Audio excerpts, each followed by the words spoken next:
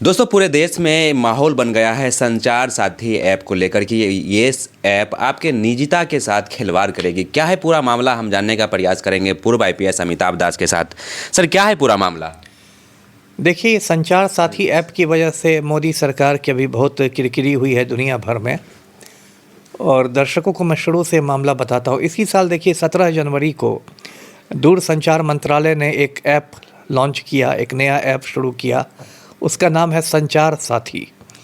और दूरसंचार मंत्रालय ने दावा किया कि संचार साथी ऐप से साइबर अपराधों से लड़ने में मदद मिलेगी। और उसने कहा कि यदि आप अपने मोबाइल में इसको डाउनलोड कर लेते हैं संचार साथी को, तो मान लीजिए आपका मोबाइल खो जाता है या चोरी हो जाता है, तो संचार साथी इसको बरामद कर देगा।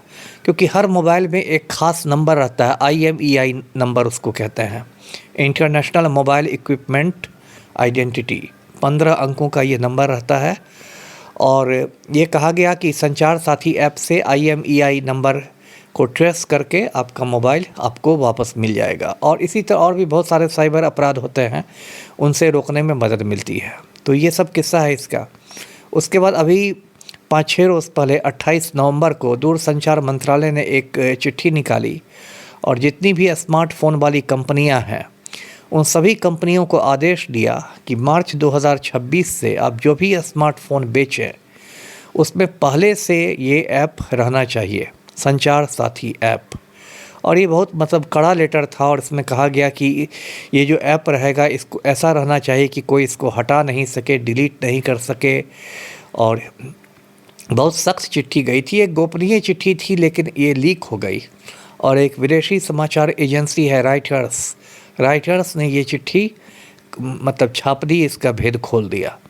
उसके बाद पूरे हिंदुस्तान में बवाल हो गया। लोगों ने कहा कि ये तो बहुत गलत बात है, क्योंकि वो ऐप यदि आपके मोबाइल में हो जाएगा तो सरकार आपकी जासूसी कर सकेगी। आपका लोकेशन कहाँ है वो सरकार को मालूम होगा। आपके गैलरी में, मोबाइल की गैलरी में कौन सी तस्वीरें हैं वो सरकार देख लेगी। आपके मोबाइल में कौन सी फाइलें हैं PDF में वो सरकार पढ़ लेगी। आप किससे बात करते हैं वो सरकार जान जाएगी। तो आपकी निजता क्या रहेगी? आपकी तो कोई प्राइवेसी नहीं रहेगी। मोबाइल तो एक निजी चीज़ है ना, मोबाइल सरकार की चीज़ थोड़ी ही है।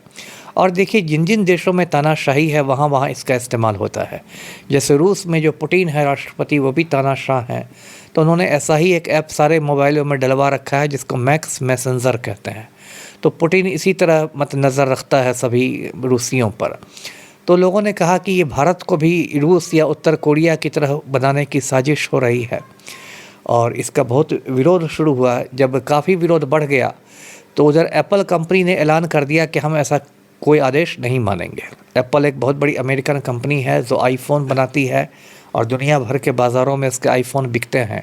एप्पल ने कहा कि हम ऐसा कोई भी आदेश सरकार का नहीं मानेंगे, क्योंकि हमें अपने जो उपभोक्ता हैं उनकी निजता की चिंता है और उपभोक्ताओं की निजता के साथ, उनकी प्राइवेसी के साथ हम खिलवाड़ नहीं होने देंगे। तो ऐसे भी मोदी सरकार की भद्द पिट गई, क्योंकि आज यदि एप्पल ने जो घोषणा की थी वो कल सैमसंग कर सकता था, परसों कोई दूसरी कंपनी कर सकती थी। उसके बाद जब बहुत सरकार की फजीहत हुई तो जो दूरसंचार मंत्री हैं ज्योतिरादित्य सिंधिया, वो प्रकट हुए। ज्योतिरादित्य सिंधिया ने कहा कि नहीं, ऐसी कोई चिंता की बात नहीं है, ये ऑप्शनल है। ये ऐप जिसकी मर्जी होगी लगाएगा, जिसकी मर्जी होगी वो नहीं रखेगा, जिसकी मर्जी होगी वो इसको हटा सकता है। ऐसे ये बात ज्योतिरादित्य सिंधिया साफ झूठ बोल रहे हैं, क्योंकि जो सरकार का आदेश था उस आदेश में लिखा गया था कि इस ऐप को आप हटा नहीं सकते हैं। उसके बाद देखिए, मैं दर्शकों को बता दूं कि ये जो ऐप है, ये जो आदेश था, ये बिल्कुल गैर कानूनी और असंवैधानिक आदेश था। क्योंकि सन 2017 में सुप्रीम कोर्ट ने एक फ़ैसला दिया था एक पुट्टास्वामी केस में, और कहा था कि निजता का अधिकार हर भारतीय का मौलिक अधिकार है, फंडामेंटल राइट है। संविधान का जो अनुच्छेद 21 है उसमें हर भारतीय को जीने का अधिकार है। तो सुप्रीम कोर्ट ने कहा था कि निजता का अधिकार भी उसी अधिकार का एक हिस्सा है, क्योंकि आपकी निजता यदि कायम नहीं रहेगी तो आप अच्छी तरह से जी नहीं सकिएगा। तो ये जो सरकार का आदेश था, इसको अनिवार्य बनाने का आदेश, ये अपने आप में एक असंवैधानिक और गैर कानूनी आदेश था, जिसको सुप्रीम कोर्ट में चुनौती मिलनी पक्की थी। तो जब सरकार ने देखा कि इस पर बहुत ज़्यादा उसकी भद्द पिट रही है, तो सरकार ने धीरे से अपने पैर वापस खींच लिए हैं। तो अब ये लागू नहीं किया जाएगा। जी।